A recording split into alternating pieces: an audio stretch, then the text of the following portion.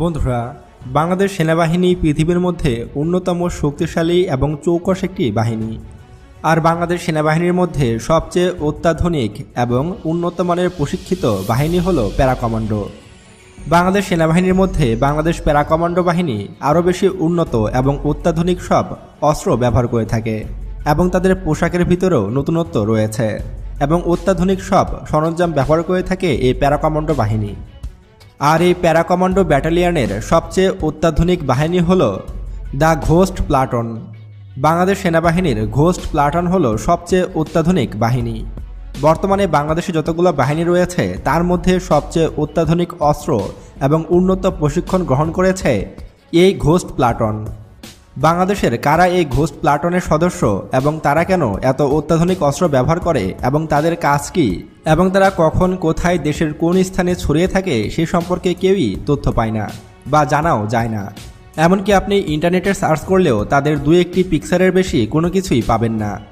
এবং বাংলাদেশের এই ঘোস্ট বাহিনীর কাজ কী, এদের মিশন কী এবং এদের ভবিষ্যৎ প্ল্যান কী বা এদের সদস্য সংখ্যাই বা কত এবং এদের হেডকোয়ার্টারই বা বাংলাদেশের কোথায় অবস্থিত সে সম্পর্কে একমাত্র বাংলাদেশের রাষ্ট্রপতি ছাড়া আর কেউই জানে না।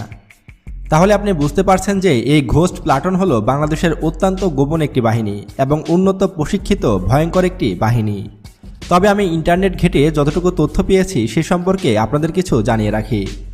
এই ঘোস্ট প্লাটন মূলত হলি আর্টিজানে যখন সন্ত্রাসী হামলা হয়েছিল 2016 সালে তারপরে তৈরি করা হয়।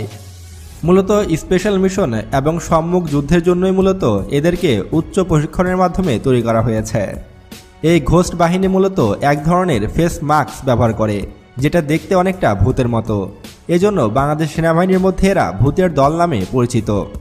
মূলত বাংলাদেশ সেনাবাহিনী, নৌবাহিনী, প্যারা কমান্ডো এবং বিমান বাহিনীর উচ্চ প্রশিক্ষিত সৈনিকরাই এই ঘোস্ট প্লাটনে যুক্ত হতে পারে এবং এরা বর্তমানে পৃথিবীর সবচেয়ে অত্যাধুনিক অস্ত্র সব ব্যবহার করে থাকে।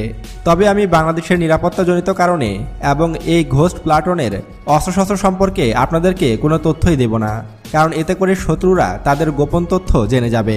আর আমি কখনোই চাইব না যে বাংলাদেশের অত্যন্ত গোপন এই বাহিনী সম্পর্কে ভারত কোনো তথ্য পাক এবং এই ঘোস্ট প্লাটন কি কি অস্ত্র ব্যবহার করে থাকে সে সম্পর্কে আমি নিজে জানলেও তা এই ভিডিওতে আপনাদেরকে জানাবো না, কারণ আমার এই চ্যানেলের অনেক ভিডিও অনেক ভারতীয়রা দেখে থাকে। এতে করে তারা বাংলাদেশের ঘোস্ট প্লাটনের অস্ত্র সম্পর্কে জেনে যাবে। বন্ধুরা, আপনি জানলে অবাক হবেন যে বাংলাদেশের এই ঘোস্ট প্লাটন কিন্তু পৃথিবীর মধ্যে অন্যতম ভয়ঙ্কর একটি বাহিনী এবং এরা শতভাগ গোপনীয়তার সাথে সকল কাজ করে থাকে।